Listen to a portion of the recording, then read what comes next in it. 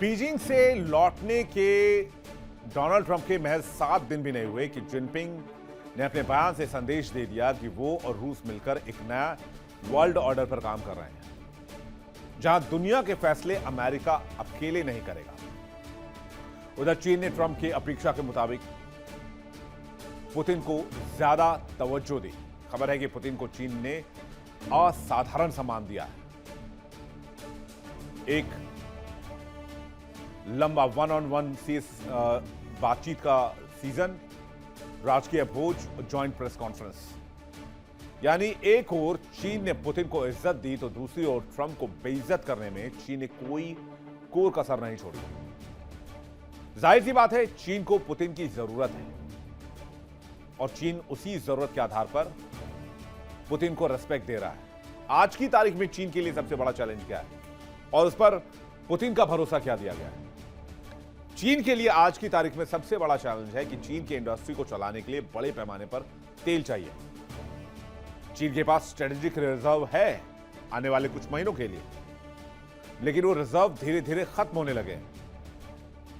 ऐसे में पुतिन ने भरोसा दिया कि आपको रशिया तेल की कमी नहीं होने देगा।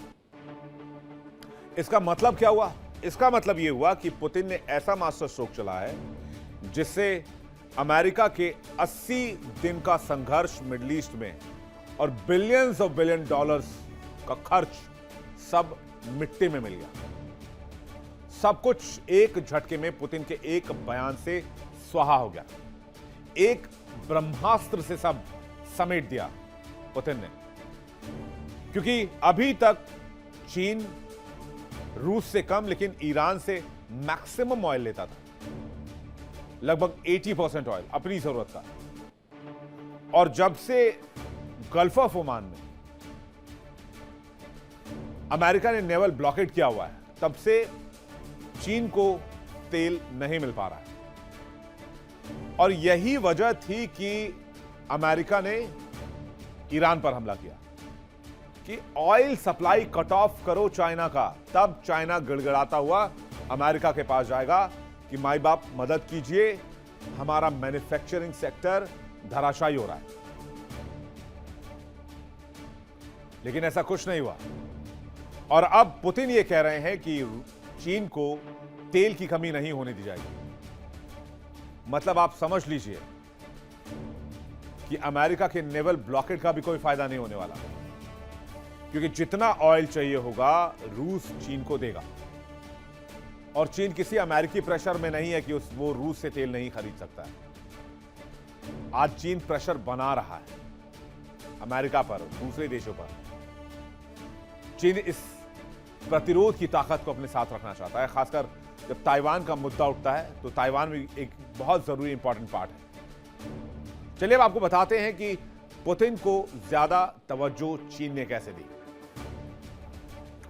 चीन में ट्रंप के मुकाबले पुतिन को ज्यादा तवज्जो दी गई। बीजिंग ने पुतिन का भव्य स्वागत किया।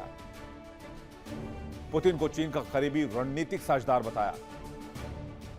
शी जिनपिंग ने पुतिन के साथ तेल के मामले को लेकर, एनर्जी के मामले को लेकर बैठक की।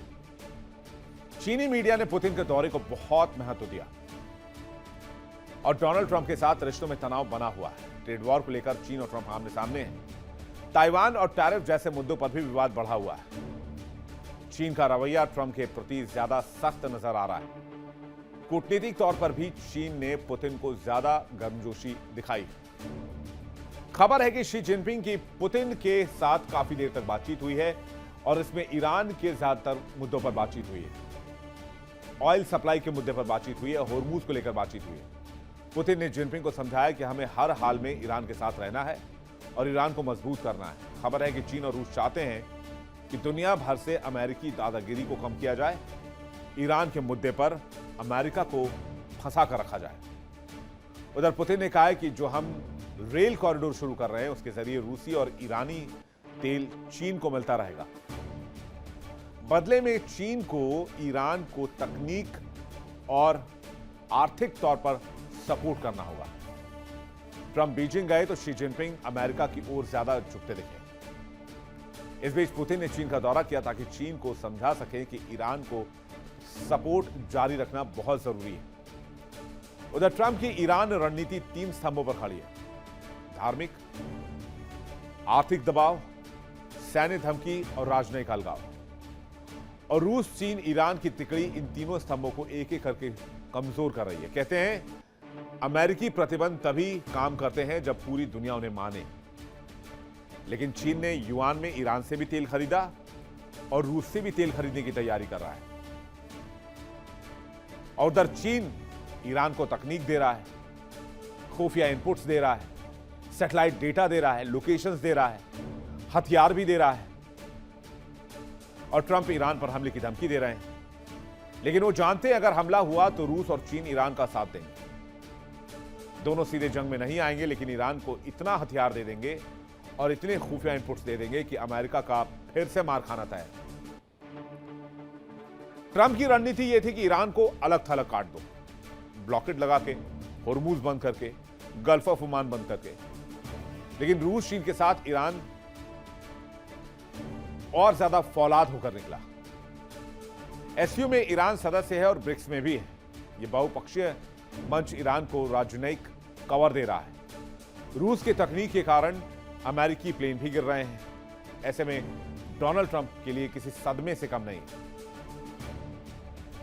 अब आपको बताते हैं कि किस तरह से ईरान ने अब तक इस लड़ाई में धूल चटाई है अमेरिकी सैनिकों को। 4 तो F-15E strike eagle fighter jet मारे, एक F-35 लाइटनिंग फाइटर जेट जो कि स्टेल्थ फाइटर जेट है, अत्याधुनिक 5th जनरेशन का, 5.5 जनरेशन का। एक A-10 थंडरबोल्ट 2 पर हमला किया, यह भी जेट है। 7 KC-135 strato tanker refuelling plane मार गिराए। एक E-3 सेंट्री अवॉक्स प्लेन है, यह सबसे महंगा है, इसकी कीमत बिलियंस ऑफ डॉलर्स में। 2 MC-130J commando special operation plane मार गिराया। एक HH-60W जॉली ग्रीन 2 हेलीकॉप्टर मार गिराया और 24 की संख्या में MQ-9 रीपर ड्रोन मार गिराया। ये वो फाइटर जेट्स हैं जिसके दम पर अमेरिका अपनी ताकत पर घमंड करता था, पूरी दुनिया में अपनी दादागिरी चलाता था।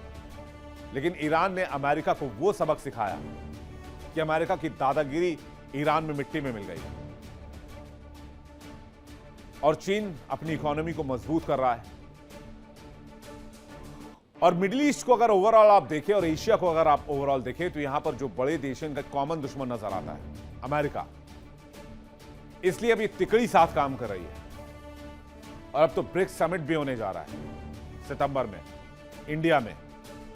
वहां पर एक और तिकड़ी नजर आएगी जिसको देखकर पिछली बार डोनाल्ड ट्रंप सदमे में चले गए थे और ट्रुथ सोशल पर लिखा था कि हमने एक अजीज दोस्त खो दिया है। वो तिकड़ी थी शी जिनपिंग, पीएम मोदी और रूसी राष्ट्रपति पुतिन की।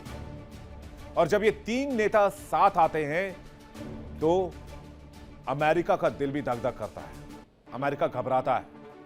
अमेरिका को लगता है कि उसके डॉलर को चुनौती दी जा रही है। लेकिन अब प्लानिंग यह है कि ब्रिक्स कंट्री मिलकर कैसे अमेरिका को मात दें। एक तरफ क्यूबा है जो अमेरिका को धमका रहा है, ग्रीनलैंड, कनाडा, मैक्सिको भी अमेरिका के खिलाफ है और वो इस ग्रुप के साथ आना चाहते हैं। नेटो देश भी अमेरिका के खिलाफ हो रहे हैं। यूरोपीय यूनियन तो भारत से मदर्स ऑल डील कर चुकी है। यानी एक लड़ाई और एक नेता पूरे अमेरिका पर भारी पड़ रहे हैं। इतना नुकसान जितना ट्रंप ने कभी सोचा भी नहीं होगा। और शायद यही वजह है कि ट्रंप चाहते हैं कि ईरान समझौता कर ले और वो जंग में खुद को विनर दिखाकर यहां से निकल जाए। लेकिन ईरान ये नहीं चाहता है। ईरान चाहता है कि अमेरिका इस इलाके में मौजूद रहे और डोनाल्ड ट्रंप की साख गिरती रहे। और ईरान, रूस और चीन तीनों ये भी चाहते हैं कि किसी भी कीमत पर ट्रंप को अमेरिकी राष्ट्रपति पद से ना हटाया जाए, वो अपना कार्यकाल पूरा करें।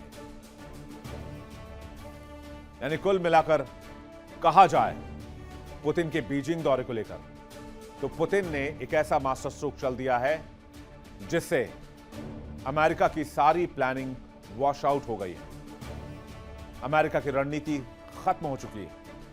अमेरिका की डिप्लोमेसी, अमेरिका की ताकत सब धरे के धरे रह गए। देखिए इंडिया डेली 24/7 अब आपके स्मार्ट टीवी पर। इंडिया डेली मौजूद है सभी डिजिटल प्लेटफॉर्म पर लाइव और लगातार। इंडिया डेली 24/7 हर दिन राष्ट्र को समर्पित।